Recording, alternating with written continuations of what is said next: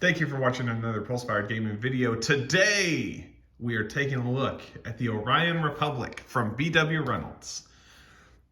But first, some lore. The Orion Republic was the first Terran colony to proclaim independence from the homeworld. With fertile resources and a plethora of planets available for expansion, they quickly rose to become a galactic superpower. Now they defend their territory as the galactic expansion of multiple civilizations threatens their borders. We are looking at the Orion Republic ships from our friends BWReynolds on Colts. And first things first, if you're looking at these, looking for starships to print, don't panic.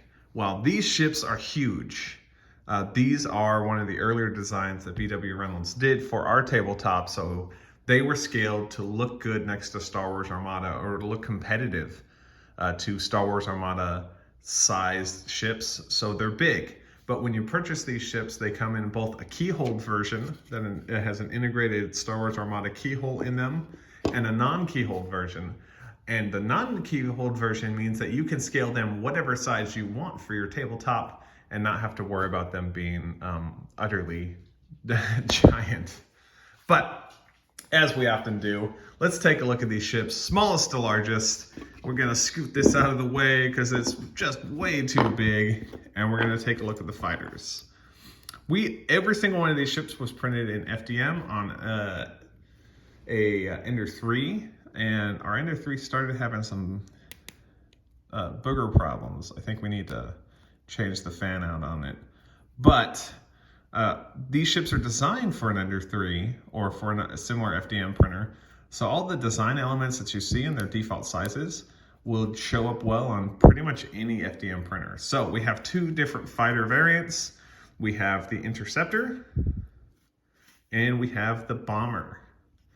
They have a Star Wars Armada style fighter peg that goes in there. You can use the fighter peg with either the Star Wars Armada stands or BWReynolds' own stands, like so. There you go. All right, and that takes care of the fighters. We're gonna set them aside here right in the corner of the camera, and we're gonna start taking a look at the actual ships. On the bottom of each of the ships, I wrote the class. This is the Corvette. And right away, you see the design language holds through all of the ships. They just have some of their own designs in there. They all have this kind of open mouth on them. They all have these, I guess maybe these are radiators. I'm not sure what you would call them, and then they have these kind of engine cones on the back of all of them. So that is the Corvette. And we'll set that right there. Now I've talked about this before with other ships from both BWReynolds and some other creators, but I think the naming on these is a little backwards. According to the official naming for these ships, this is the light cruiser. And it's small, to be honest. It's a little small, I think. But I mean, you can name the ships or the ship classes however you want. These are primarily designed to fill full thrust roles, for like full thrust light, for instance, or the regular game. But I mean, you can name the ship classes however you want. That was the light cruiser. This next ship, I think, is probably my favorite ship out of all of them, just because it incorporates all of the design elements in a nice, fun way, and you know, it's got these little, looks like maybe missile tubes. It's got all these weapons on the side. It has the chin. You could see, I think. Let me put it. Yeah, see, there's the little weapon space in the mouth. This is the destroyer, and we printed all of these ships vertically using tree supports.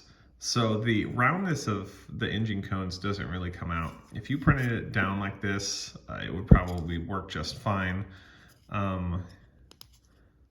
But I do like the destroyer a lot. It's probably my favorite ship of the bunch, but we'll keep going. So this ship just screams for a spinal mount weapon. You could see that it's got the weapons pods on there, or the weapon ports in the nose. I'm trying to get where our light is, right there. And it is such a long boy. This is the frigate. It's it comes with the dual engine cones on it. It's very much a purpose-built ship. The way that I would describe this if I was building it in full thrust or another game is it's a glass cannon. It's not meant to be in the fighting. It's meant to be far away, shooting things very fast at a very far distance away. That is the frigate. Now, I think the mainstay of most small fleet actions is the battle cruiser, and this glorious ship, definitely my second favorite ship, maybe my first. I'm not sure if it'll share with the destroyer, but the battle cruiser is a fabulous ship. It's the first ship that comes with 4 engines. In fact, I think looking at the ships, yeah, it's the only ship with 4 engines, and it's just really easy to see that BWReynolds went through this and said, you know, what's going to show up on an Ender 3? What's going to show up on an FDM printer? You can absolutely print these in resin with fantastic results. But I think for you FDM printer people out here, this is a ship to print out. And that is the battle cruiser. Now, let's start talking big. So we have all these ships right here. Now we're going to start pulling out the big ships. So this is the battleship. It's much bigger, much thicker compared to the battle cruiser. It is, I can't even get it in the screen. There we go. It's a much, much larger ship. 2 engines in the back. And despite the fact this being printed vertically, the engine cones themselves came out great. But the bottom here didn't come out so great, but that's just something you can deal with an FDM printer. It's got all the design elements from the other ships, like these tubes here, the turrets here, but it's more, it's bigger, it's something to fight out other capital ships against. And I think it's a fantastic ship.